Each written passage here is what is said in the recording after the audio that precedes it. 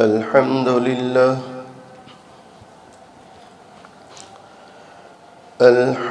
لله وكفى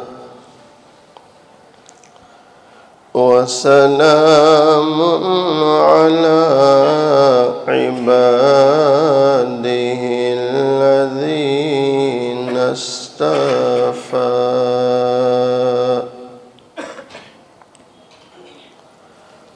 أما بعد فأعوذ بالله من الشيطان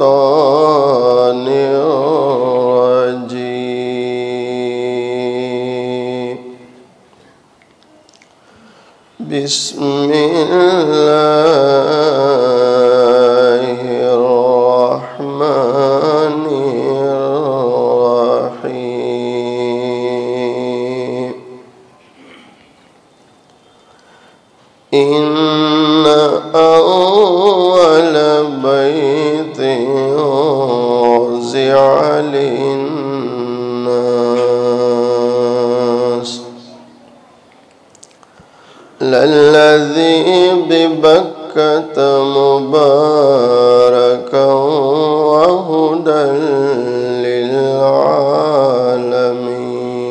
للعالمين صدق الله مولانا العظيم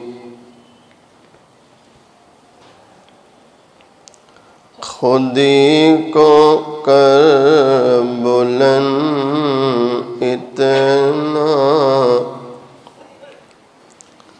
کہ ہر تقدیر سے پہلے خدا خود پوچھے بتا تیری رضا کیا ہے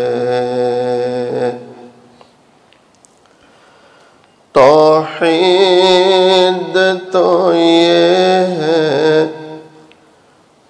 کہ خدا حشر میں کہہ دے توحید تو یہ ہے کہ خدا حشر میں کہہ دے یہ بندہ دو عالم سے خفا میرے لیے ہے اللہ اگر توفیق نہ دے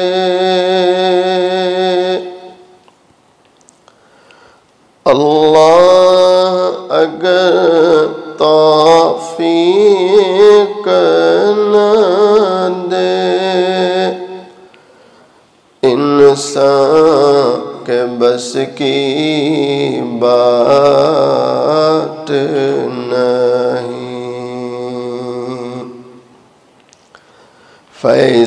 فیضان محبت عام تو ہے عرفان محبت عام نہیں ایک مرتبہ محبت کے ساتھ درود شریف پڑھ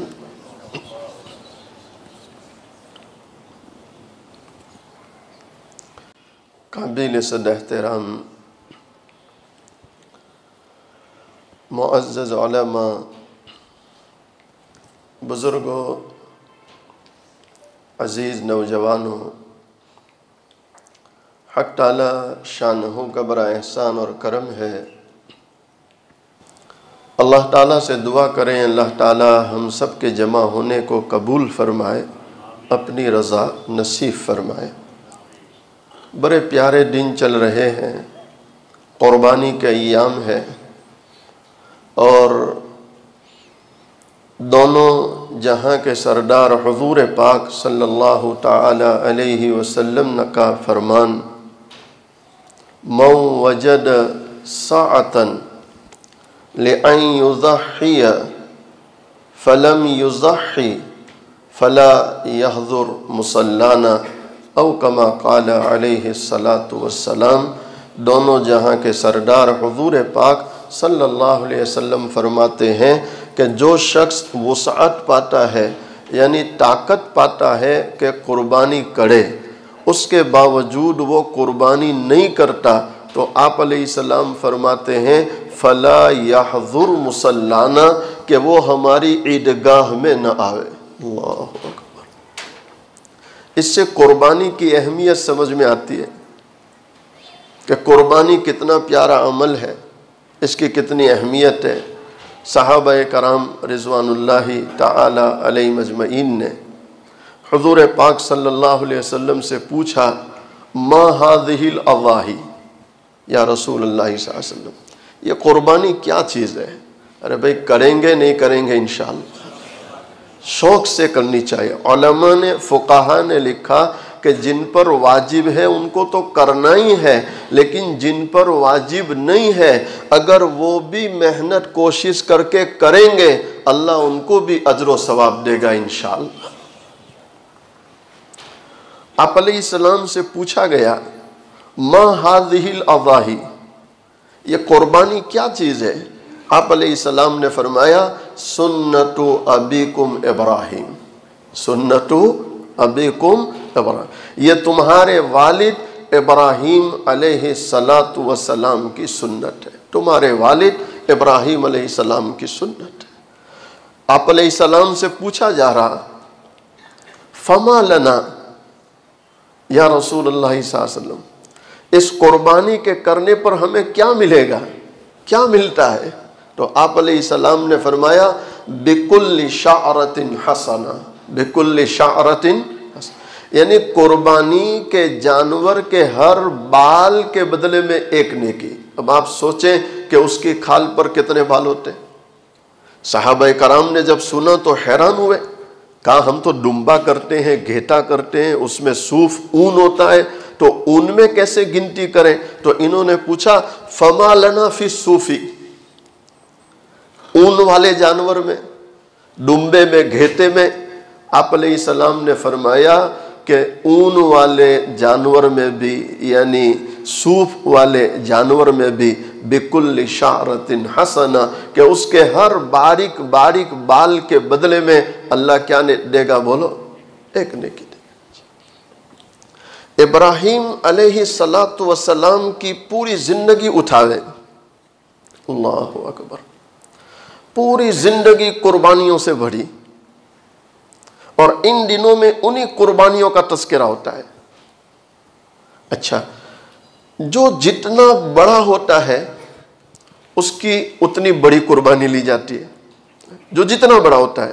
جیسے سونا، سونے کو جب آگ میں پگھالا جائے تو اس سے بہترین زیورات تیار ہوتے ہیں، اور قیمتی زیورات تیار ہوتے ہیں، حسینہ کے گلے کے وہ ہار بنتے ہیں جب اس کو آگ میں پگھلایا جائے۔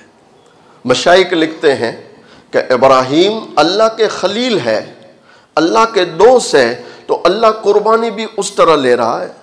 ہم لوگ چھوٹے ہیں، کمزور ہیں، گنہگار ہیں، ہمیں تو اللہ سے یہ دعا کرنی چاہیے کہ اے اللہ دنیا میں بھی عافیت عطا کر اور مرنے کے بعد بھی عافیت۔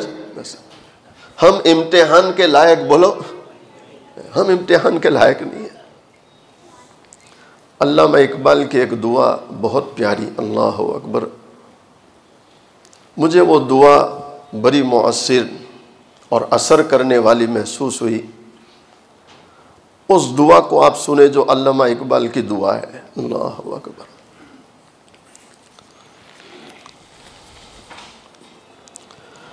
الہی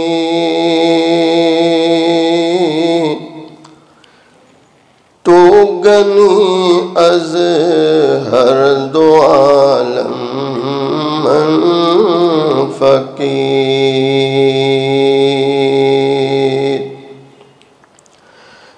الہی تو گنی از ہر دو عالم من فقیر روز محشر عذر ہائے من پذیر۔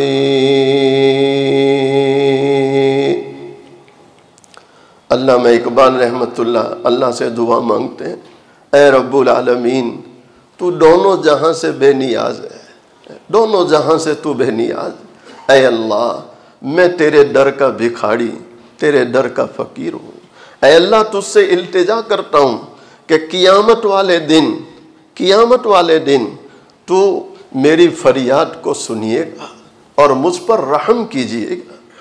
روز محشر عذر ہائے من پذیر،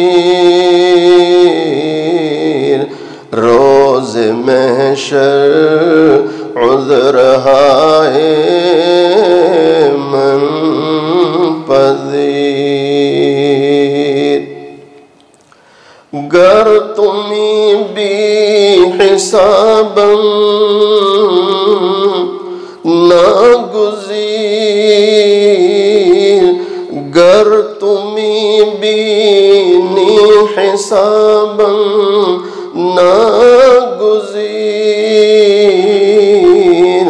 از نگاہ مصطفیٰ پنہاں بگیر۔ اللہ اکبر۔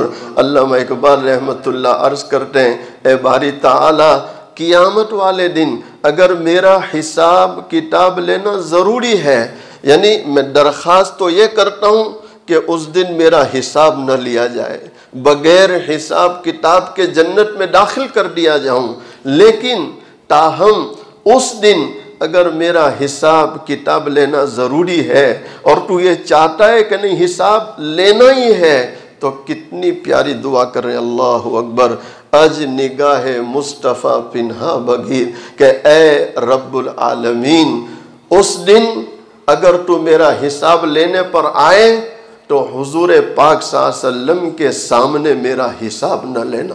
اللہ اکبر۔ حساب ایک بہت بڑا اللہ کے ولی سال ہا سال مدینہ جا رہے ہیں، دعا کیجئے اللہ ہمیں بار بار حاضری نصیب فرمائے، سال ہا سال جا رہے ہیں، لیکن جب بھی جاتے پیچھے اصحاب صفہ کے چبوترے پر بیٹھ جاتے،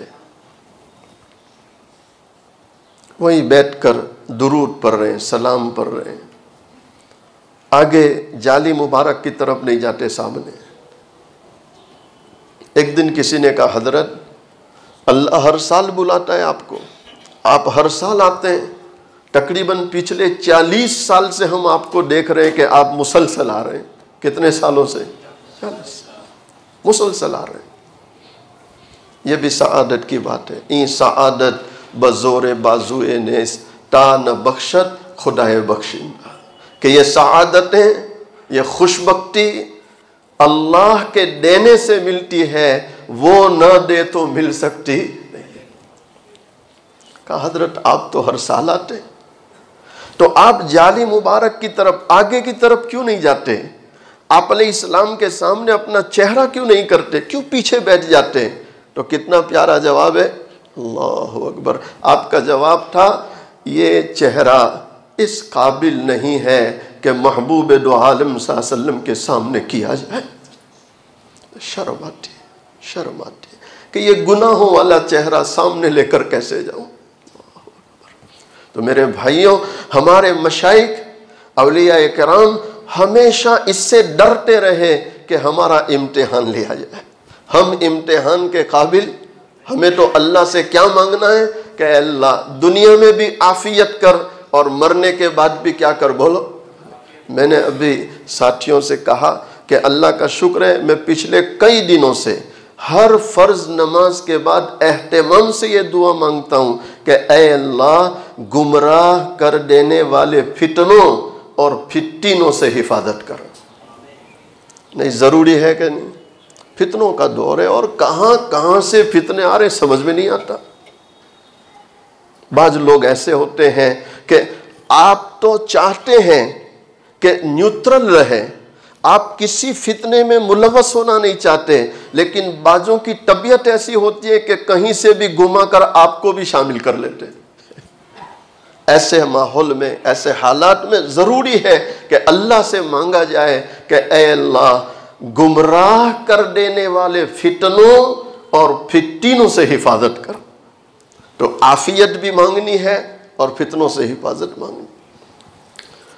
علماء لکھتے ہیں ابراہیم علیہ السلام پروردگار عالم بتانا چاہتے تھے وہ پہلا گھر جو رب العالمین نے تمام جہاں والوں کے لیے بنایا۔ ان اول بیت وضع للناس،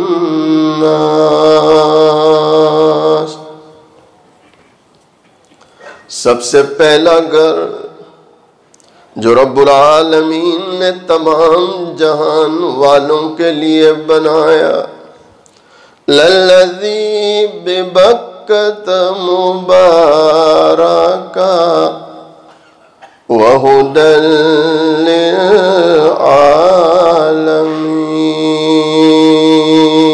للعالمین، وہ سب سے پہلا گھر کعبۃ اللہ جو اللہ نے تمام جہان والوں کے لیے باعث برکت بھی بنایا اور باعث ہدایت بھی بنایا۔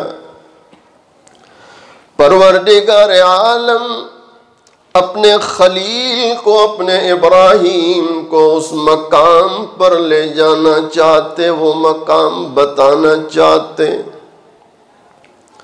عجب اللہ اپنے خلیل کو اس مقام پر لے جانے کا ارادہ کرتے ہیں، وہاں ایک ٹیلے کی شکل ہے، باقاعدہ کعبۃ اللہ بنا ہوا بھی نہیں۔ پروردگار عالم کی طرف سے حکم ملتا، ابراہیم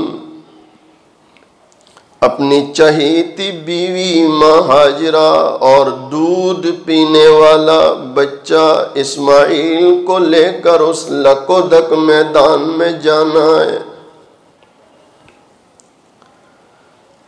ابراہیم علیہ السلام جیسے ہی جبرائیل امین براق لے کر آتے ہیں، اپنی بیوی بچے کو لے کر اس پر سوار ہو جاتے ہیں۔ جبرائیل امین ان سب کو لے کر براق پر سوار کر کے سفر شروع فرماتے۔ جس بستی سے، جس مقام سے بھی گزر ہوتا، ابراہیم علیہ السلام فوراً سوال کرتے، کیا رب العالمین نے اس مقام کا حکم دیا؟ جبرائیل امین فوراً عرض کرتے، نہ، یہ مقام، یہ تمہاری منزل نہیں، اور آگے چلنا ہے۔ یہاں تک کہ چلتے چلتے اس لکودک میدان میں پہنچ جاتے ہیں جہاں ببول کے درخت ہیں، اور دور دور تک کوئی چرند و پرند انسان تک نظر نہیں آتا۔ جب اس لکودک میدان میں اس ببول کے کانٹے دار وادی میں پہنچتے ہیں، جبرائیل امین فوراً عرض کرتے ہیں، اے ابراہیم، اللہ کے خلیل، یہی وہ وادی ہے، یہی وہ جگہ ہے جسے آباد کرنا ہے، اور یہیں کا اللہ نے حکم دیا ہے۔ ابراہیم علیہ السلام اسی وقت فوراً اپنی بیوی اور بیٹے کو لے کر اتر جاتے ہیں، اور کعبۃ اللہ جو ٹیلے کی شکل میں ایک چھوٹا سا چھپڑ بناتے ہیں، ماں ہاجرہ اور بیٹے کو اس چھپڑ میں اتار دیتے، ٹھہرا دیتے ہیں۔ پانی کا مشکیجہ، کچھ کھجوریں، سبب کے طور پر بطور سہارا ساتھ میں رکھ دی۔ جب ابراہیم علیہ السلام نے دیکھا انہیں اطمینان ہو گیا، سکون ہو گیا، اب وہاں سے چلنا شروع کرتے۔ ماں ہاجرہ دیکھ کر حیران ہے، اس لکودک میدان میں ابراہیم ہمیں اس طرح تنہا چھوڑ کر جانے لگے۔ اللہ اکبر۔ سچ کہتا ہوں مسلمانوں، ابراہیم علیہ السلام کی پوری زندگی قربانیوں سے بھری ہے، اور ایک ایک قربانی ایسی ہے جو ہمارے بس میں نہیں، ہمارے بس کی بات نہیں ہے۔ ابراہیم علیہ السلام جب چلنے لگے، ماں ہاجرہ دیکھ کر حیران ہے، ابراہیم ہمیں چھوڑ کر کہاں جا رہے ہیں؟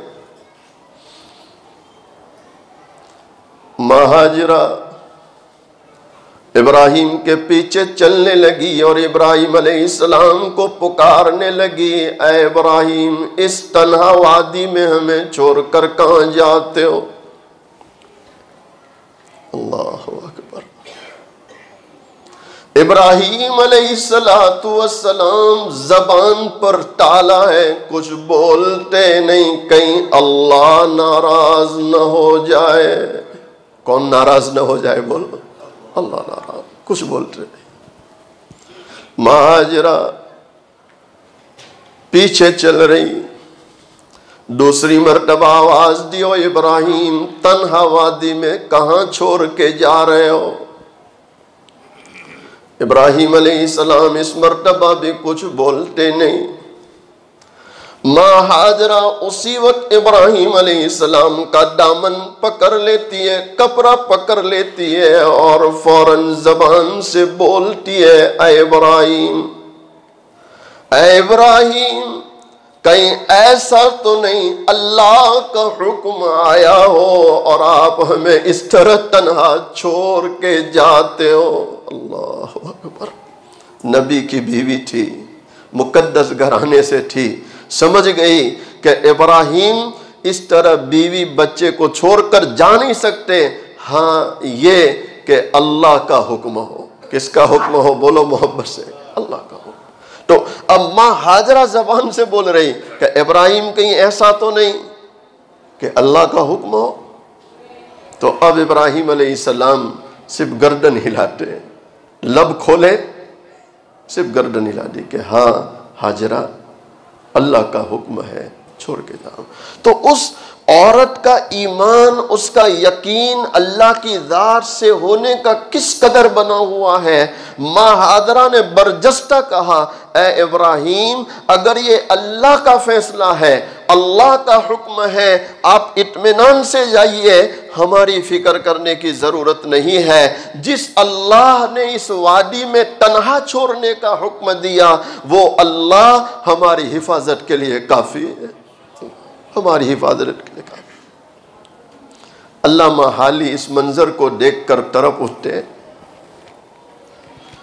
بڑی عجیب بات کی، کافی لمبے اشعار ہیں، میں صرف ایک دو سناتا ہوں اس لیے کہ آپ کا وقت ہو رہا ہے، لیکن علامہ حالی نے اس منظر کو جو کھینچا، اللہ اکبر، ذرا اس کو سنیں۔ خدا کے حکم سے مرسل نے جب رختے سفر باندھا، جناب حاجران دوش پہ لکھتے جگر باندھا،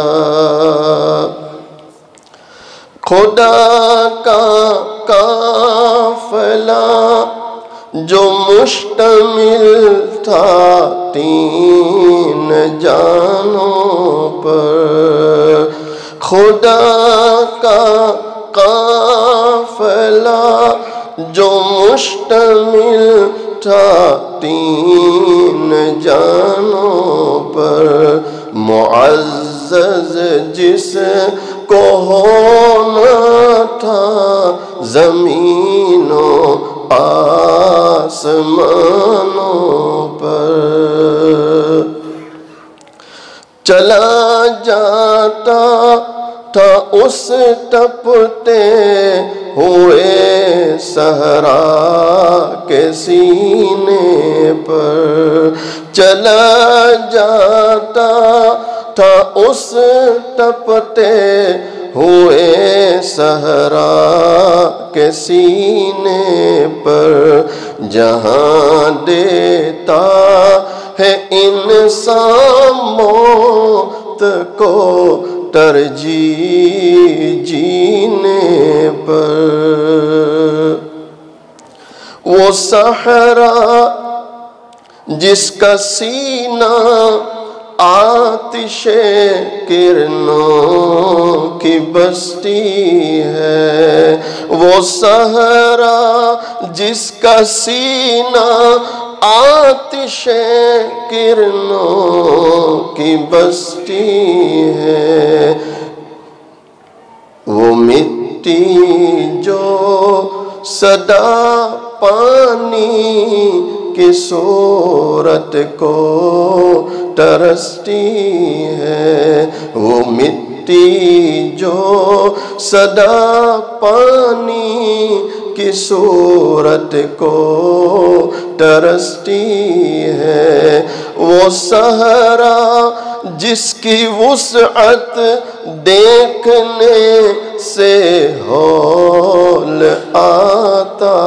ہے، وہ صحرا جس کی وسعت دیکھنے سے ہول آتا ہے، وہ نقشہ جس کی صورت سے فلک بھی کانپ جاتا ہے، وہ نقشہ جس کی صورت سے فلک بھی کانپ جاتا ہے، بالآخر چلتے چلتے آخری منزل پر آ ٹھہرے، بالآخر چلتے چلتے آخری منزل پر آ ٹھہرے،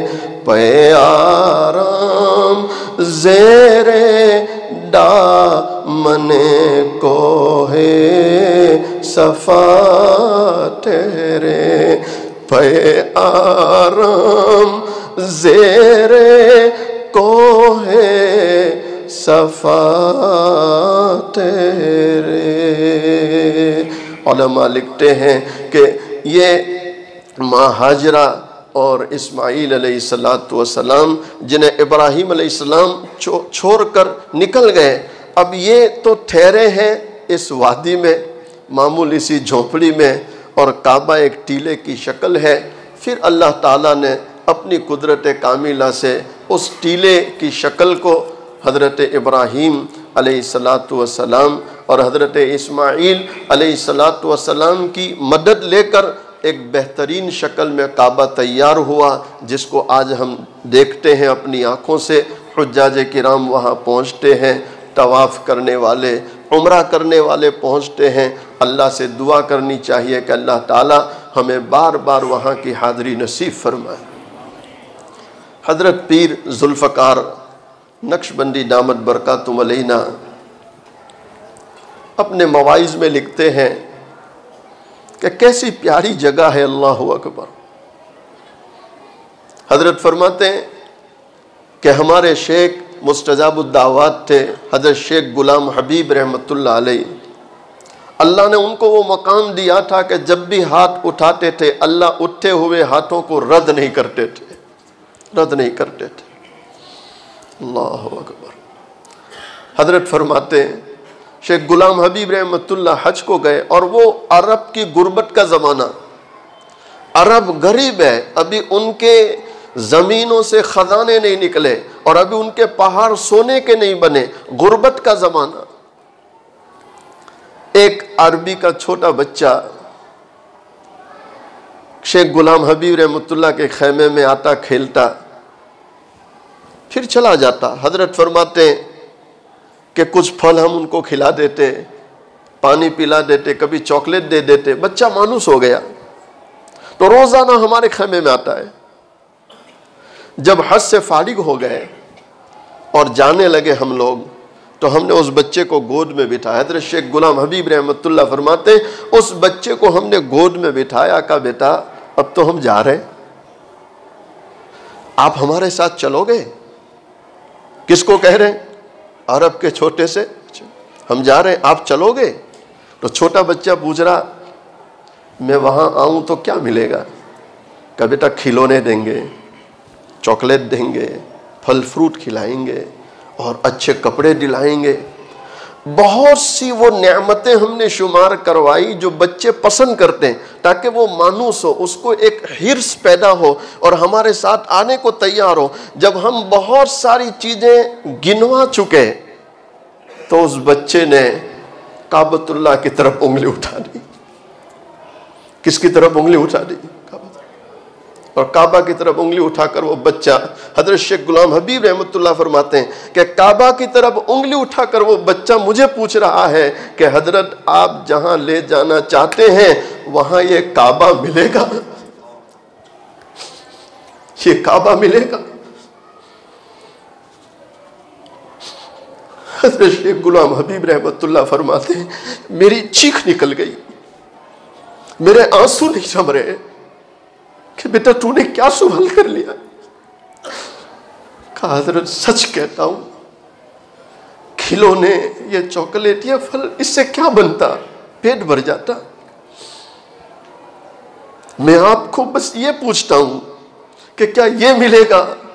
حضرت فرماتے ہم نے اس بچے کو سینے سے لگا لیا، اس کی پیشانی کا بوسہ لیا اور کہا بیٹا یہ نعمت تو اللہ نے تم کو نصیب کی ہے، دنیا میں کسی کو یہ نعمت نصیب نہیں، کسی کو نصیب۔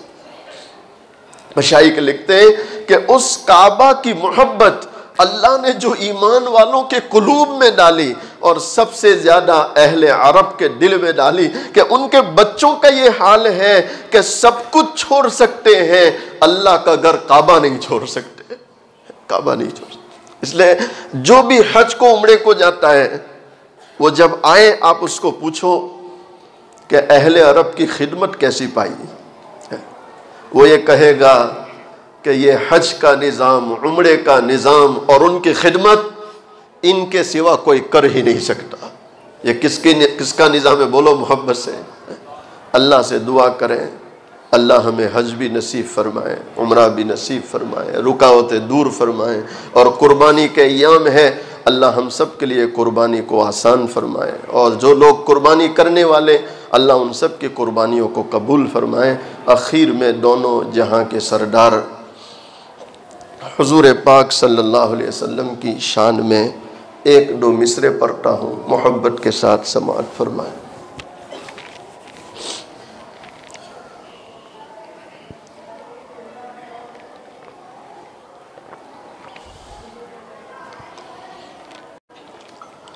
مصطفیٰ شان رحم پہ بے حد سلام کی نورانی صورت پہ بے حد سلام کی پاکیزہ سیرت پہ بے حد سلام، جن کو معراج میں حق کے قرب ملے، سارے نبیوں کی جن کو امامت ملی، اور خیر الامم جن کو امت ملی، اور شفاعت کی جن کو اجازت ملی اس نبی کی نبوت پہ بے حد سلام مصطفیٰ شان رحم پہ بے حد سلام جن کے گھر میں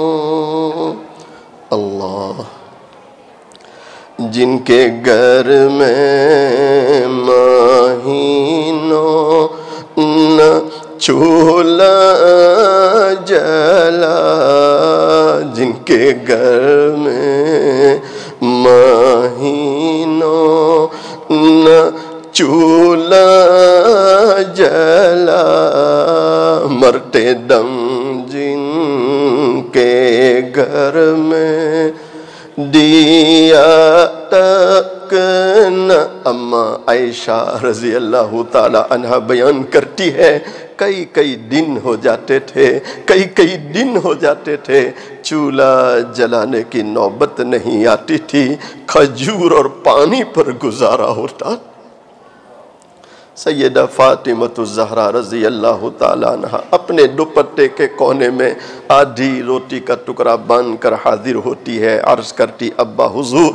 آپ اس کو قبول فرما لیں دونوں جہاں کے سردار حضور پاک صلی اللہ علیہ وسلم نے فرمایا بیٹی فاطمہ کیا بات ہے سیدہ فاطمہ عرض کرتی ابا حضور ہم کئی دنوں سے بھوکے تھے ہم کئی دنوں سے پھاکے سے تھے ہم نے کچھ نہیں کھایا حضرت علی رضی اللہ تعالیٰ عنہ کچھ کما کر لائے میں نے 5 روٹیاں پکائی ایک روٹی میں نے حضرت حسن رضی اللہ تعالیٰ عنہ کو کھلائی دوسری روٹی میں نے حضرت حسین رضی اللہ تعالیٰ عنہ کو کھلائی تیسری روٹی میں نے حضرت علی رضی اللہ تعالیٰ عنہ کو کھلائی اسی میں ایک سائل اللہ کے نام پر سوال کرتے ہوئے دروازے پر آیا بنام خدا وہ بھیک مانگ رہا تھا مجھے رحم آ گیا مجھے ترس آ گیا چوتھی روٹی میں نے اس بھیک مانگنے والے کو کھلا دی 5ویں روٹی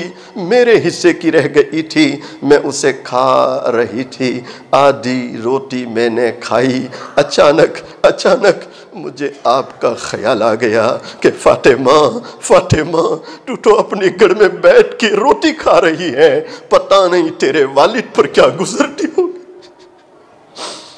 ہائے مسلمانوں دونوں جہاں کے سردار حضور پاک صلی اللہ علیہ وسلم اس روٹی سے ایک لقمہ توڑتے ہیں اپنے منہ میں رکھتے ہیں اس کے بعد فرماتے ہیں بیٹی فاطمہ قسم ہے اس ذات کی جس کے قبضے میں تیرے والد کی جان ہے آج 3 دن ہو گئے تیرے والد نے ایک لقمہ اپنے منہ میں نہیں رکھا جن کے گھر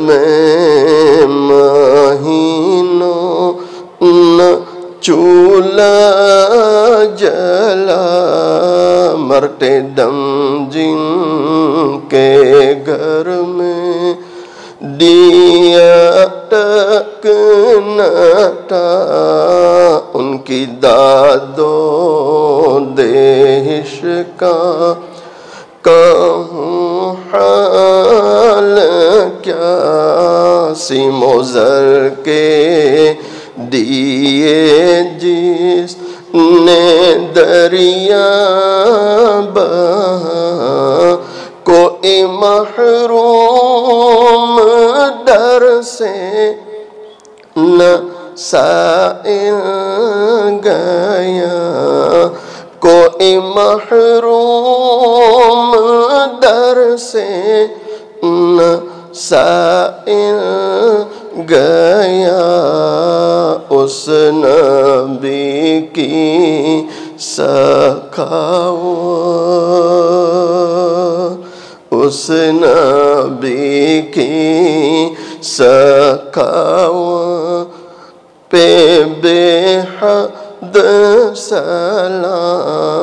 مصطفیٰ شان رحم پہ بے حد سلام۔ اللہ تعالیٰ کہنے سننے سے زیادہ عمل کی توفیق عطا فرمائے۔ کیا فائدہ فکر بے شکم سے ہوگا، کیا فائدہ فکر بے شکم سے ہوگا، ہم کیا ہے جو ہم سے کوئی کام ہوگا، جو کچھ ہوا ہوا تیرے کرم سے، جو کچھ ہوگا تیرے کرم سے ہوگا، یعنی اللہ کے کرم سے ہوگا۔ وآخر دعوانا ان الحمد للہ رب العالمین۔